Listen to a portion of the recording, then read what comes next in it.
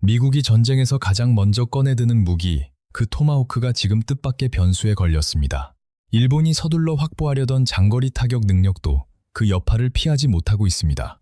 중동에서 시작된 충격이 동북아 안보 지형까지 흔들고 있다는 점이 이번 사안의 핵심입니다. 2년 전 일본은 미국과 조용히 하나의 거래를 성사시켰습니다.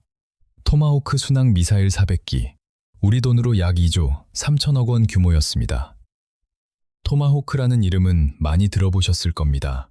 걸프전, 이라크전, 시리아 공습에서도 가장 먼저 투입된 미사일, 미국이 전쟁을 시작할 때 제일 먼저 사용하는 무기입니다. 일본은 그 미사일을 400기나 도입하겠다고 한 겁니다. 그런데 올해 3월, 미국 국방장관이 일본 방위상에게 전화를 걸어 이렇게 말한 것으로 전해졌습니다. 납품이 지연될 수 있습니다. 이유는 분명했습니다. 미국이 이란과 전쟁을 벌이면서 토마호크를 너무 많이 소모했기 때문입니다. 불과 4주 만에 858 이상, 미국 전체 재고의 약 20%가 넘는 양이 한 달 안에 사라졌다는 분석도 나왔습니다. 오늘 볼 내용은 3가지입니다. 첫째, 토마호크 거래에 지금 어떤 일이 벌어지고 있는지. 둘째, 일본은 왜 이런 공격형 미사일이 필요했는지. 두루두리. 셋째, 전범국 일본의 군사력은 지금 어느 수준까지 와 있는지입니다. 먼저 토마호크가 어떤 무기인지부터 짚어볼 필요가 있습니다. 뉴스에서는 이름이 자주 등장하지만 실제 작동 방식까지 아는 경우는 많지 않습니다. 네가스리부 킹거리.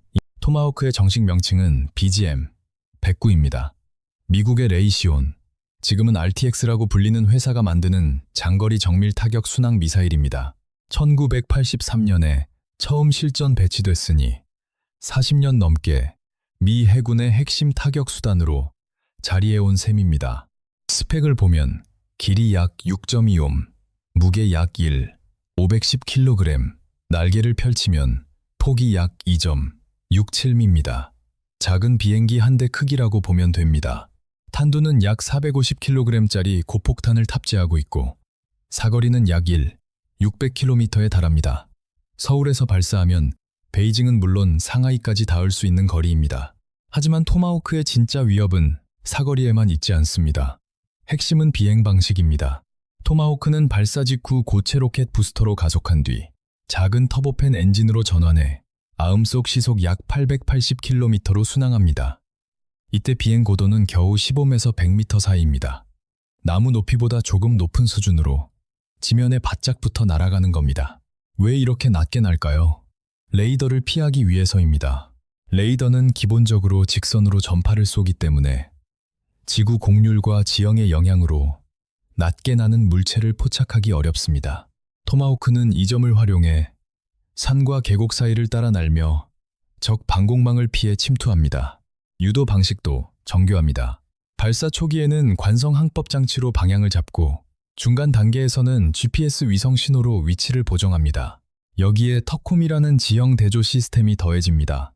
미사일에 탑재된 레이더 고도계가 아래 지형의 윤곽을 읽고 사전에 입력된 지형 데이터와 실시간으로 비교하는 방식입니다. 마지막 단계에서는 디스맥이라는 디지털 카메라 시스템이 목표물 이미지를 직접 대조해 정확도를 옴 이내까지 끌어올립니다. 쉽게 말해 이 미사일은 1600km를 날아가 특정 건물의 특정 창문을 때릴 수 있는 수준의 정밀도를 갖고 있다는 뜻입니다. 그래서 미국은 전쟁을 시작할 때마다 가장 먼저 토마호크를 발사합니다. 1991년 걸프전에서 288기, 2003년 이라크 침공에서 802기 이상, 2011년 리비아에서 220기, 2017년 시리아 공습에서 59기, 2018년 시리아 공습에서 66기가 쓰였습니다.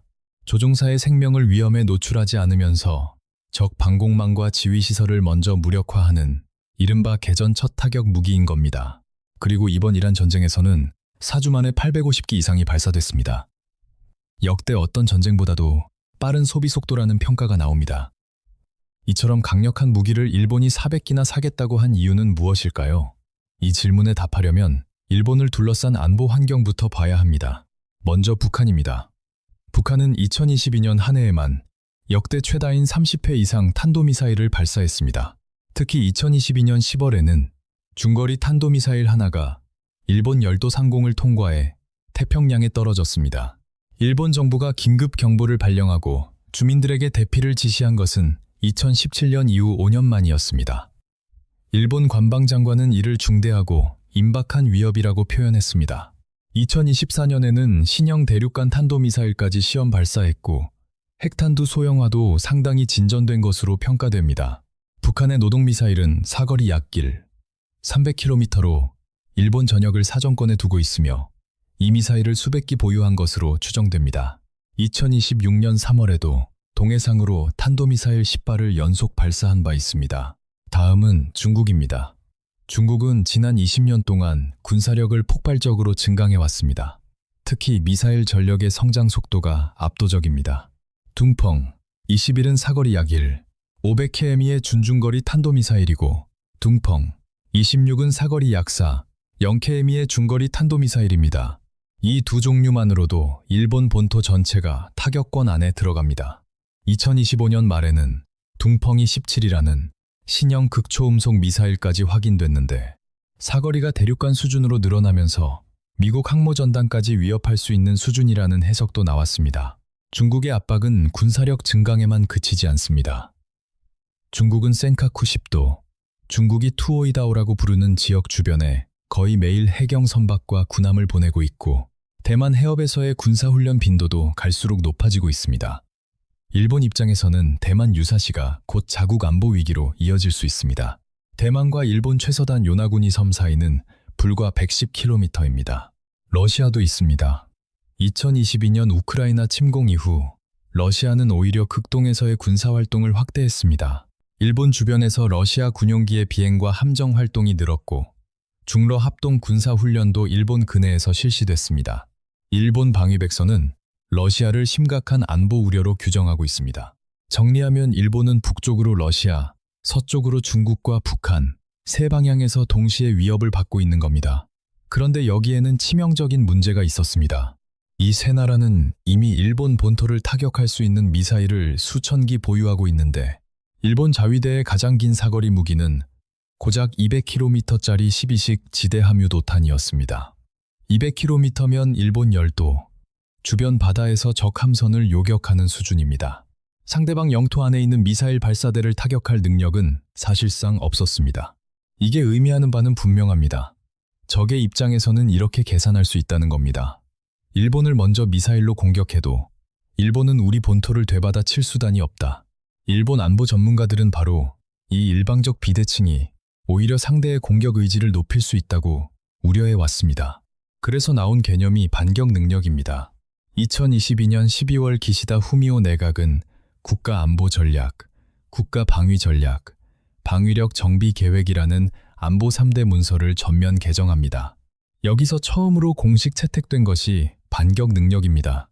적이 일본을 공격할 때 미사일 발사 거점이나 지휘시설 등을 직접 타격해 추가 공격을 막겠다는 뜻입니다. 이 개념에는 역사적 배경도 있습니다.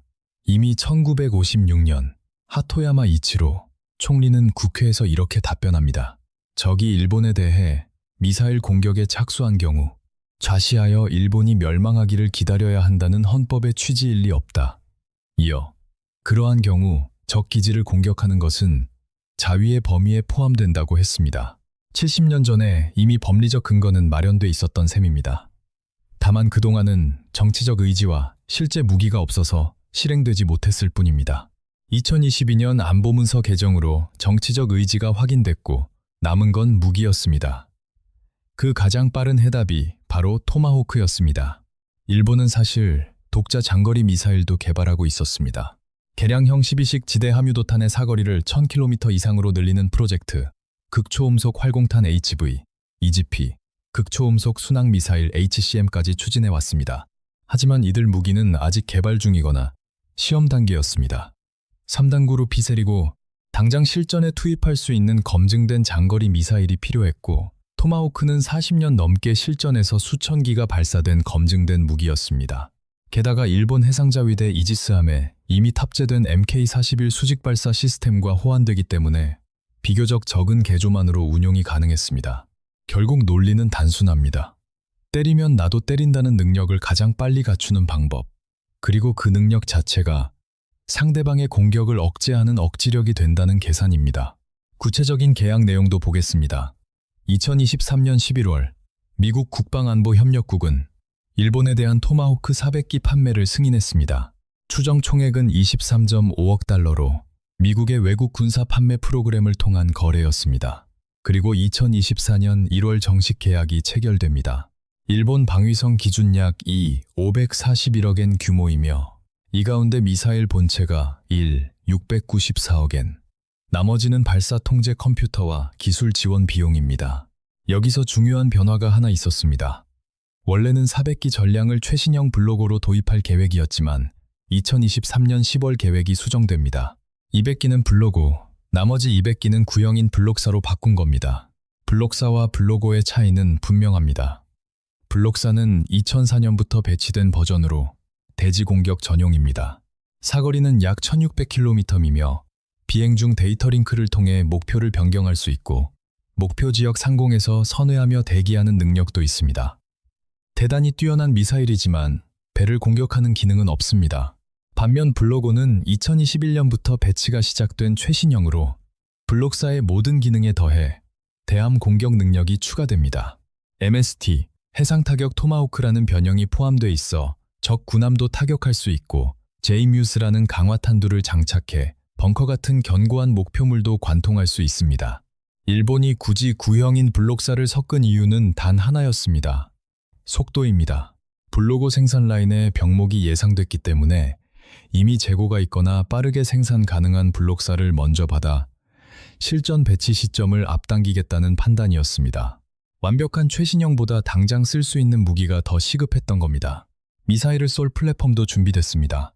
해상자위대 콩고급 이지스 구축함 4번함 초카이가 2025년 10월 미국 샌디에이고 해군기지로 이동해 토마호크 발사 시스템 통합, 개조 작업에 들어갑니다.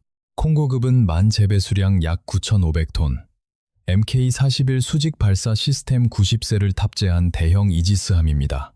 그리고 올해 2026년 3월 27일 초카이가 개조를 마치고 토마호크 발사 능력을 확보했다는 공식 발표가 나옵니다. 일본 해군 역사상 처음으로 사거리 1000km 이상의 공격용 미사일을 운용하는 전투함이 등장한 순간이었습니다. 블록사와 블록고 모두 탑재와 발사가 가능합니다. 올여름에는 실사격 시험을 거쳐 완전 작전 능력을 확보할 예정이었습니다. 고이즈미 신지로 방위상은 이렇게 말했습니다. 호위함 초카이가 토마호크 발사 능력을 확보한 것은 일본의 억지력과 대응력 강화를 조기에 실현하는 데 기여할 뿐만 아니라 일본에 대한 무력 공격 가능성 자체를 낮추는 데 있어 큰 의미가 있다고 생각합니다. 모든 것이 순조로워 보였습니다. 함정 개조 완료, 발사 시스템 통합 성공, 여름 실사격 예정. 계약대로라면 미사일 납품도 시작될 시점이었습니다. 그런데 바로 그 타이밍에 예상 밖의 변수가 터졌습니다. 2026년 2월 28일, 미국과 이스라엘이 이란에 대한 대규모 군사 공격을 개시합니다. 개전 첫 12시간 동안 약 900회의 공습이 이란의 군사시설, 방공망, 미사일 기지, 지휘 통제 시설을 타격했습니다. 전쟁의 배경을 간단히 보면 2025년 4월부터 미국과 이란 사이에 핵 협상이 진행됐지만 결렬됐고 같은 해 6월 이스라엘이 이란 핵시설에 대한 대규모 공습을 감행했습니다. 이후 긴장이 계속 고조되다가 2026년 2월 말 미국이 이스라엘과 합동으로 본격적인 군사작전에 돌입한 겁니다. 이 전쟁에서 토마호크는 핵심 무기로 사용됐습니다. 이란의 방공 시스템과 탄도미사일 기지, 해군 시설을 무력화하는 초기 타격에 집중적으로 투입된 겁니다. 그 소비량은 충격적이었습니다. 워싱턴 포스트는 3월 27일 보도에서 4주 만에 850기 이상의 토마호크가 발사됐다고 전했고 CBS는 2025년 6월 이후 누적으로 약 0기에 가깝다고 보도했습니다. 이 수치가 어느 정도인지 보겠습니다. 미국의 토마호크 전체 재고는 추정에 따라 차이가 있지만 비관적 평가로 약 100기, 낙관적 평가로 약 500기입니다. 미 해군은 프로그램 시작 이래 총 약 0기의 토마호크를 구매했지만 상당수는 실전에서 소모됐거나 노후화로 퇴역한 상태입니다. 그렇다면 보충 속도는 어떨까요?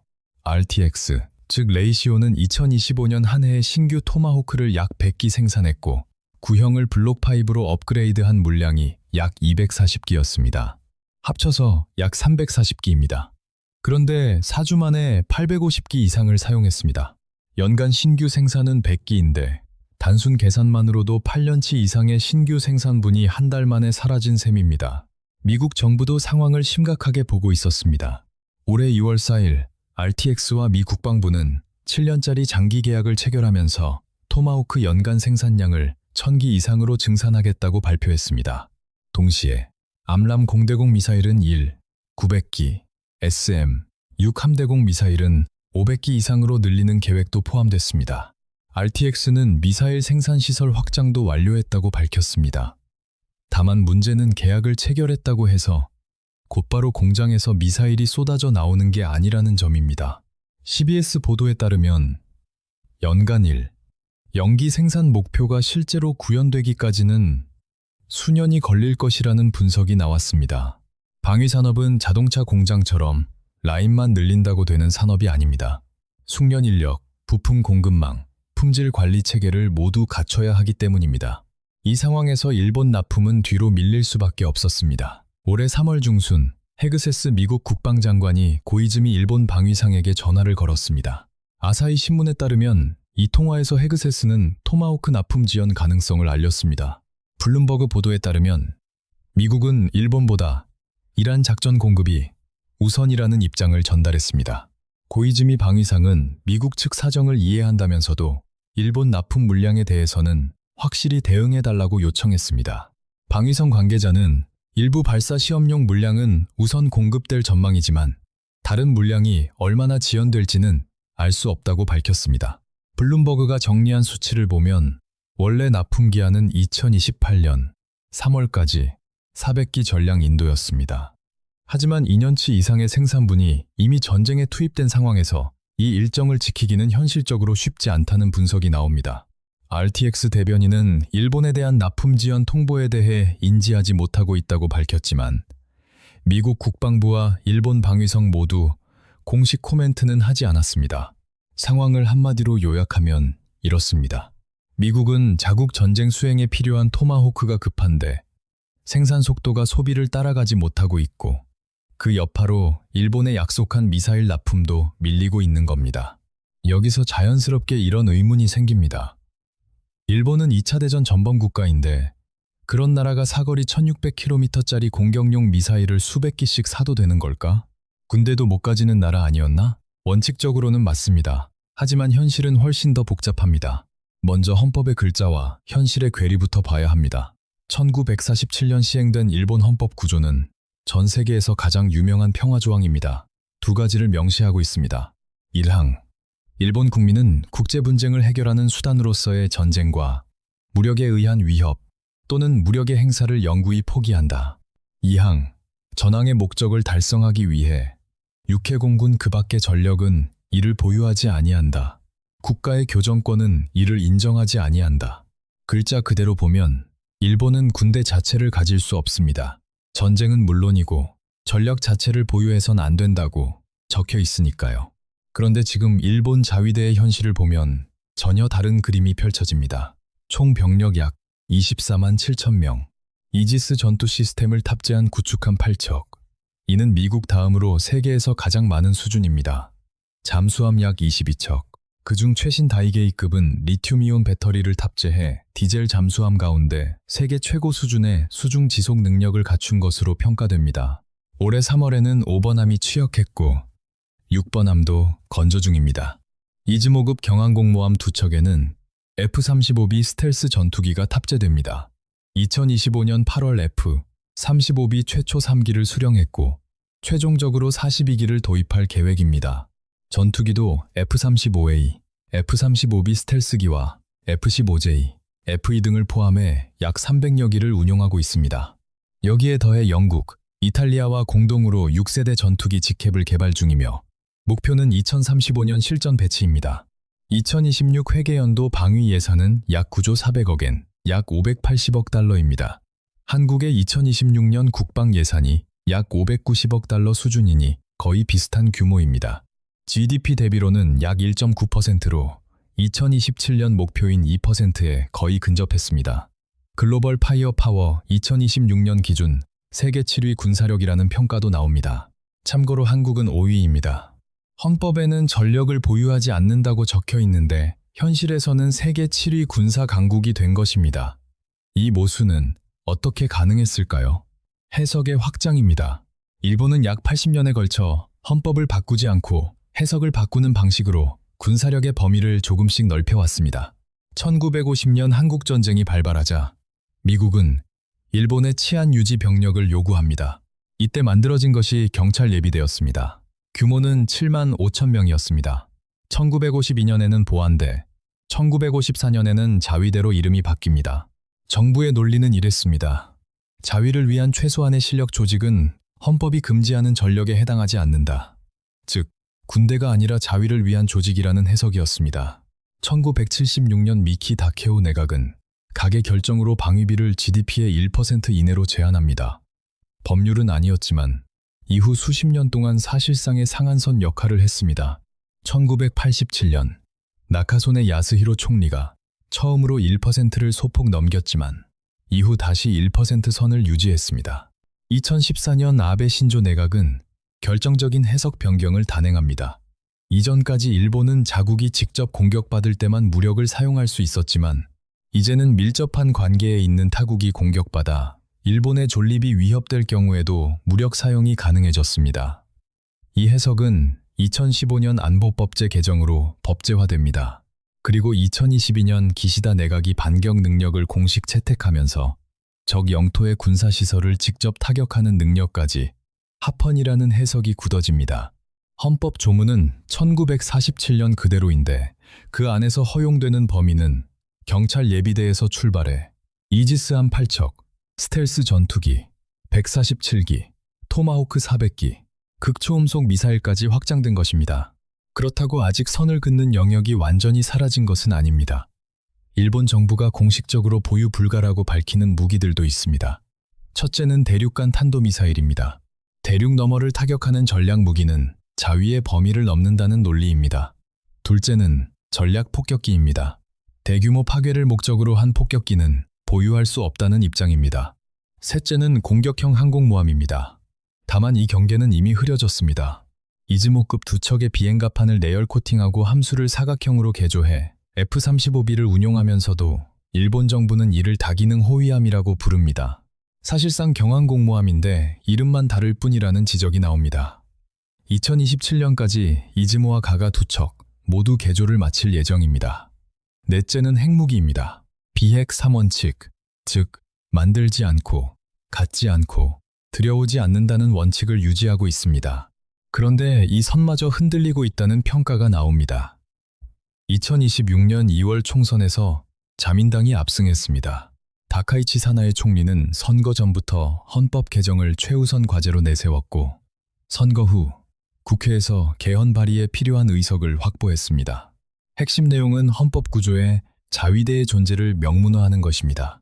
지금까지 해석으로 운영해온 자위대를 헌법에 공식적으로 적으면 법적 모호성이 사라지고 군사활동 범위도 더 넓어질 수 있습니다. 여기에 더해 전후 줄곧 금지해온 살상 무기 수출까지 허용하는 법 개정도 추진 중입니다. 구축함, 미사일 같은 공격형 무기를 인도, 호주 등 12개국에 수출할 수 있게 하겠다는 구상인데 4월 현재 이 법안을 둘러싸고 일본 국내에서 상당한 찬반 논쟁이 벌어지고 있습니다. 4월 17일에는 도쿄에서 시민들이 국회 앞 반대 시위를 벌이기도 했습니다. 방위산업 자체도 달라지고 있습니다. 일본 정부는 탄약 공장을 국유화하는 계획까지 추진하고 있고 방위산업 전략도 2026년 말까지 처음으로 수립할 예정입니다. 전후 80년 동안 무기를 만들되 팔지는 않는다던 나라가 이제는 만들고 팔고 수출하겠다는 나라로 바뀌고 있는 겁니다. 그렇다면 토마호크 납품이 늦어질 경우 일본은 어떻게 될까요? 마냥 미국만 기다릴까요? 그렇지 않습니다. 일본은 이미 플랜 B를 가동하고 있었습니다. 첫 번째는 개량형 12식 지대 함유도탄, 정식 명칭으로는 25식입니다. 원래 사거리 200km였던 12식 미사일의 엔진을 터보팬으로 교체하고 사거리를 약 1000km 이상으로 늘린 버전입니다. 2026년 3월 31일 구마모토현 겐군 주둔지에 최초 실전 배치됐습니다. 정식 제식명도 25식 지대 함유도탄으로 부여됐습니다. 올해 말까지 시즈오카현 후지 주둔지에 추가 배치되고 이후 시카이도와 미야자키현으로 확대될 예정입니다. 이 미사일은 지상 발사뿐 아니라 함정과 항공기에서도 발사할 수 있도록 설계되고 있으며 최종적으로는 사거리를 600km 이상으로 늘리는 것이 목표입니다. 개발은 가와사키 중공업이 맡고 있어 흔히 일본판 토마호크라고도 불립니다. 두 번째는 극초음속 활공탄 HVGP입니다. 정식 명칭은 25식 HV-EGP입니다. 이 무기는 토마호크와는 전혀 다른 유형입니다. 고체 로켓으로 고고도까지 올린 뒤 탄두가 분리돼 극초음속 마하오 이상의 속도로 활공하면서 목표를 타격합니다. 속도가 워낙 빠르기 때문에 기존 방공 시스템으로는 요격이 매우 어렵습니다. 블록1의 추정 사거리는 500, 900km 정도이고 개발 중인 블록2는 사거리가 2000, 3000km까지 늘어날 것으로 예상됩니다. 블록1은 2026년 3월 31일 후지 주둔지에 최초 배치됐고 미국도 3월에 HBGP 시험 지원을 위한 3억 4천만 달러 규모의 군사 판매를 승인했습니다. 블록2가 현실화되면 미국의 장거리 극초음속 무기인 다크이글의 버금가는 능력을 갖추게 될 것이라는 전망도 나옵니다. 세 번째는 극초음속 순항미사일 HCM입니다. 아직 개발 단계이지만 스크램제트 엔진을 이용해 마하오 이상의 속도로 저고도를 순항하는 미사일입니다. HVGP가 포물선을 그리며 활공한다면 HCM은 저고도에서 빠르게 날기 때문에 레이더 탐지가 더 어렵습니다. 일본은 이 세 가지 국산 장거리 미사일을 토마호크와 병행해 개발 배치함으로써 특정 무기 하나에 대한 의존 리스크를 분산하고 있습니다. 전 방위성 관계자인 오기 히로히토는 블룸버그 인터뷰에서 이렇게 말했습니다. 일본이 다양한 종류의 국산 장거리 미사일을 개발한 것은 현명한 선택이었다. 실제로 토마호크 납품이 지연되더라도 25식 미사일과 HV-EGP가 이미 실전 배치에 들어간 상태이기 때문에 일본의 반격 능력이 완전히 공백에 빠지는 것은 아닙니다. 다만 토마호크가 주는 1600km급 사거리, 검증된 정밀도, 대량 재고의 장점은 아직 국산 미사일만으로 완전히 대체하기 어렵습니다. 이 모든 움직임을 가장 민감하게 바라보는 나라는 중국입니다. 과자쿤 중국 외교부 대변인은 올해 4월 15일 정례 브리핑에서 이렇게 말했습니다. 일본 극우 세력의 영향 아래 일본의 안보 정책이 공격적이고 확장적이며 위험한 방향으로 전환되고 있다. 이는 자위와 전수 방위의 범위를 훨씬 넘어선 것이다. 중국의 반발은 여러 층위에서 이해할 수 있습니다. 토마호크의 사거리 1600km는 일본 열도에서 중국 동부 연안의 주요 군사시설을 직접 타격할 수 있는 거리입니다. 토마호크의 사거리 중국에서 예르는 거리입니다. 개량형 12식도 1000km 이상이고 HVGP 블록2가 완성되면 2000km 이상이 됩니다. 중국 입장에서는 자국 본토가 일본의 미사일 사정권에 들어오는 상황을 그대로 받아들이기 어렵습니다. 다만 여기서 짚어야 할 점도 있습니다. 중국과 북한은 이미 일본 전역을 사정권에 둔 중거리 미사일을 수천 기 보유하고 있습니다. 중국의 로켓군은 둥펑 21, 둥펑 26 등 중거리 탄도미사일만 수백 기를 배치하고 있고 순항미사일까지 합치면 그 숫자는 훨씬 많습니다. 영내 타격 능력의 비대칭은 오히려 중국 측이 압도적으로 우위에 있는 상황입니다. 일본의 반격 능력 확보는 이 비대칭을 부분적으로라도 줄이려는 시도인 셈인데 중국은 이를 현상 변경으로 인식하고 강하게 반발하고 있는 겁니다. 여기까지 보면 하나의 큰 그림이 보입니다. 이 사안은 단순히 일본이 미사일 납품을 제때 받지 못하는 문제가 아닙니다. 더 구조적인 변화가 드러나고 있습니다. 이렇게 씁니다. 첫째, 미국의 다중전선 딜레마가 현실이 됐습니다. 미국이 중동에서 대규모 전쟁을 수행하면서 인도-태평양 지역에 대한 군수 지원과 전력 배치에 차질이 생기고 있습니다. 스타스 앤드 스트라이프스 보도에 따르면 미국은 이미 해군 수상함의 약 3분의 1을 중동에 배치한 상태이고 아시아에서 중동으로의 병력과 장비 이동도 확인되고 있습니다. 워싱턴 포스트는 타이베이와 도쿄가 이란 전쟁으로 미군의 관심과 자산이 중국 문제에서 이탈하고 있다고 우려하고 있다고 전했습니다. 블룸버그 이코노믹스의 백하와서는 이렇게 분석합니다. 미국이 자국 재고를 보충하는 과정에서 동맹국들이 그 압박을 느끼게 될 것이다. 트럼프 행정부의 미국 우선주의 접근은 외국 군사 판매에서 자국 수요를 동맹국 주문보다 우선시할 가능성이 높다. 이건 토마호크 하나의 문제가 아닙니다. 미국의 확장 억지력, 즉 미국이 동맹국을 지켜줄 것이라는 약속의 신뢰성 자체에 의문이 제기되는 상황입니다. 둘째, 일본의 자주무장 가속화입니다. 토마호크 납품 지연은 역설적으로 일본의 국산 무기 개발 필요성을 더 강하게 만들고 있습니다. 미국에만 의존해선 안 된다는 교훈을 실시간으로 보여주고 있기 때문입니다. 실제로 일본은 국산 장거리 미사일 배치를 서두르는 동시에 방위산업의 국유화와 무기 수출 허용까지 추진하고 있습니다. 일본의 한 안보 전문가는 이번 사태를 두고 우크라이나가 서방의 무기 지원 지연으로 어려움을 겪은 것과 같은 교훈이라고 평가했습니다. 동맹국 무기에만 의존하는 데에는 한계가 있고 자국 방위산업 기반을 강화해야 한다는 인식이 일본 내에서 더 강해지고 있습니다. 셋째, 동북아 안보 지형의 유동성이 커지고 있습니다. 미국의 군사 자원이 중동에 집중되는 동안 동북아에서의 미국 억지력이 상대적으로 약화된다는 인식은 중국이나 북한에게 전략적 기회의 창을 제공할 수 있습니다. 북한은 이란 전쟁이 한창이던 3월에도 동해상으로 탄도미사일 10발을 연속 발사했습니다. 중국은 대만 해역과 남중국해에서 군사활동을 이어가고 있습니다. 넷째, 우리나라에 대한 함의입니다. 일본의 장거리 타격 능력 확보는 한반도 안보에도 직접적인 영향을 미칩니다. 토마호크 사거리 1600km는 한반도 전역을 포함합니다. 물론 일본은 이를 북한과 중국에 대한 억지용이라고 설명하지만 한국 입장에서는 과거사 문제와 맞물려 복잡한 감정을 불러일으킬 수밖에 없습니다. 2022년 한국군 당국은 일본이 북한을 타격하려면 한국 정부의 사전 동의가 필요하다는 입장을 밝힌 바 있습니다.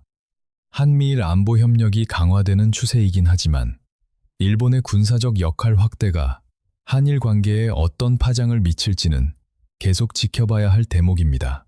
전후 80년 가까이 전쟁을 하지 않는 나라로 살아온 일본은 지금 빠르게 변하고 있습니다. 헌법 구조는 아직 그대로인데 그 안에서 가능한 일의 범위는 80년 전과 완전히 다른 수준으로 넓어졌습니다. 경찰 예비대에서 시작한 자위대는 이제 토마호크와 극초음속 미사일을 갖춘 세계 7위 군사력으로 평가되고 있고 경항공모함에 스텔스 전투기를 싣고 6세대 전투기까지 개발하고 있습니다. 그리고 미국이 중동에서 전쟁을 벌이면서 드러난 것은 아무리 강력한 동맹이라도 무기 공급에는 한계가 있다는 현실이었습니다. 이 교훈은 일본의 자주무장을 더 가속화할 가능성이 큽니다. 중국의 반발은 더 거세질 수 있고 동북아의 군비 경쟁도 더 격화될 수 있습니다. 중동에서 발사된 토마호크 858의 여파가 태평양을 건너 동북아 안보 지형까지 흔들고 있는 겁니다.